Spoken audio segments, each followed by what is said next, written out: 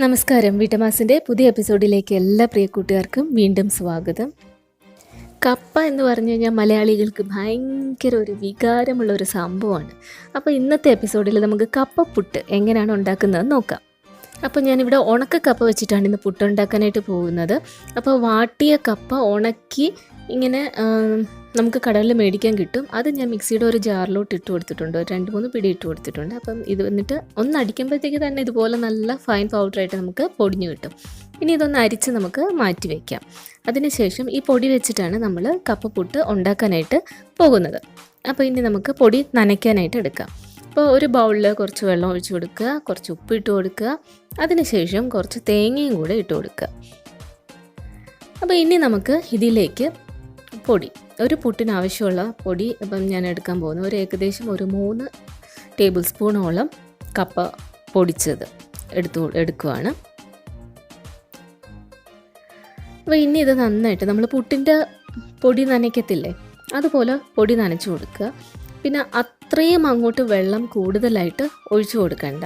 കാരണം ഒരുപാട് നനഞ്ഞു കഴിഞ്ഞ് കഴിഞ്ഞാൽ കപ്പപ്പുട്ട് അല്ലെങ്കിൽ തന്നെ ഭയങ്കര സ്റ്റിക്കിയാണ്, ഇങ്ങനെ പശ കൂടുതലുള്ളതാണ്, ഇങ്ങനെ ഒട്ടി കട്ടയായിട്ട് പോവും, ഭയങ്കര അങ്ങ് കട്ടിയായി പോവും, ഉരുണ്ടായിട്ട് പോവും. അപ്പം ഒരുപാട് അങ്ങോട്ട് വെള്ളം ഒഴിച്ചു കൊടുക്കണ്ട. പക്ഷേ എന്നാൽ പൊടി നന്നായിട്ട് നനയും വേണം. അപ്പം നന്നായിട്ട് ഇതുപോലെ നന്നായിട്ട് ഇങ്ങനെ തിരുങ്ങി കൈവച്ച് തിരുമ്മി കൊടുക്കണം പൊടി നനയ്ക്കുമ്പോഴത്തേക്ക്. അപ്പോൾ നന്നായിട്ട് കൂട്ടി യോജിപ്പിക്കുക. ഉപ്പും തേങ്ങയും പൊടിയും വെള്ളവും ഒക്കെ കൂടെ ചേർത്തിട്ട്, വെള്ളം ഒരു കാരണവശാലും കൂടിപ്പോകരുത്. അപ്പോൾ ഉപ്പും കൂടി നോക്കിക്കോളുക ഈ പരുവത്തിൽ. അപ്പോൾ ഇനി മാവ് നനച്ച് നമുക്ക് ഒന്ന് മാറ്റി വയ്ക്കാം. കുറച്ച് കഴിഞ്ഞിട്ട് നമുക്ക് പുട്ടുണ്ടാക്കാനായിട്ട് തുടങ്ങാം. അപ്പോൾ പ്രഷർ കുക്കർ വെച്ചിട്ടുണ്ട്.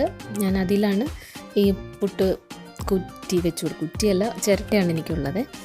അപ്പം ഇതിൽ ആദ്യം തേങ്ങ ഇട്ട് കൊടുത്തു, അതിനുശേഷം പുട്ടിൻ്റെ പൊടി ഇട്ട് കൊടുത്തു. ഇനി അതിൻ്റെ മുകളിലും കൂടി കുറച്ച് തേങ്ങ വെച്ച് കൊടുക്കുക. ഇങ്ങനെ ലെയറായിട്ട് തേങ്ങ വെച്ച് കൊടുക്കുന്നത് നല്ലതാണ്. കപ്പപ്പുട്ടിന് ഒരുപാട് തേങ്ങ ഇടുന്നത് നല്ലതാണ് കേട്ടോ.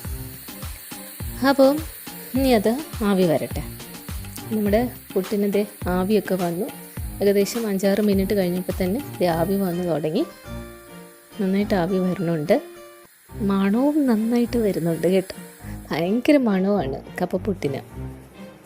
അപ്പം ഇനി നമുക്കിതൊരു പ്ലേറ്റിലോട്ട് മാറ്റാം.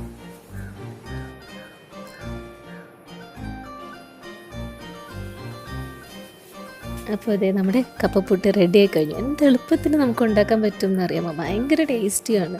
എല്ലാവരും അറ്റ്ലീസ്റ്റ് ലൈഫിൽ ഒരു ദിവസമെങ്കിലും ഈ കപ്പപ്പുട്ട് കഴിക്കണം കേട്ടോ. ഭയങ്കര ടേസ്റ്റിയാണ്. അപ്പോൾ ഞാൻ ഇന്നിവിടെ കപ്പപ്പുട്ടിൻ്റെ കോമ്പിനേഷനായിട്ട് നമ്മുടെ ബീഫ് കറി, വീട്ടമ്മ സ്പെഷ്യൽ ബീഫ് കറി ഉണ്ട്. ബീഫ് കറിയാണ് ഞാനിതിന് എടുക്കുന്നത്. ശരിക്കും പറഞ്ഞാൽ ഒന്നും വേണ്ട, വേറൊരു കറിയും വേണ്ട കപ്പപ്പുട്ട് കഴിക്കാനായിട്ട്. അപ്പോൾ ഈ ബീഫ് കറിയുടെ റെസിപ്പി ലിങ്ക് ഞാൻ മേളിലിട്ടിട്ടുണ്ട്, ഡിസ്ക്രിപ്ഷൻ ബോക്സിലും കൊടുത്തേക്കാം. ഓക്കെ, അപ്പോൾ നമുക്കൊന്ന് കഴിച്ച് നോക്കാം കപ്പപ്പുട്ടും ബീഫ് കറിയായിട്ട്. സാധാ പുട്ട് പോലെയല്ല, പൊടിഞ്ഞിരിക്കത്തില്ല, ഇതുപോലെ കുറച്ചൊന്ന് കട്ടിയായിട്ടായിരിക്കുന്നു. ഭയങ്കര സൂപ്പർ ടേസ്റ്റാണ്. അപ്പോൾ എല്ലാവരും ഉണ്ടാക്കി നോക്കുക. ഉണ്ടാക്കിയതിന് ശേഷം അഭിപ്രായം കമൻറ്റ് ബോക്സിൽ അറിയിക്കുക. Thanks a lot for watching.